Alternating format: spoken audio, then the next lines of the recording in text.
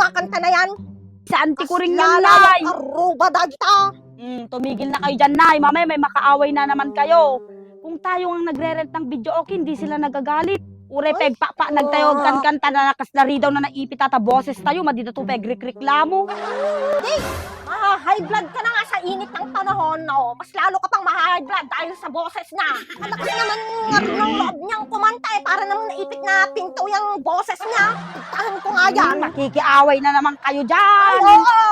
Ang sakit naman ng ginawa mo. Aray!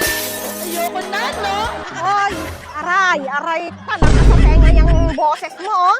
Oh, kanta ka pa talaga ng kanta, ha? Hindi mo ba naririnig yung boses mo? Ang sakit-sakit sa tenga, ha? Kupal ka din eh. Ano nga yung speaker mo? Akin na. Hindi, naulukat ko yan! Bitawan mo. Para manahimik ang barangay. Gusto ko naman yung boses mo. Ulugan pa yan! Hindi pa tapos yan!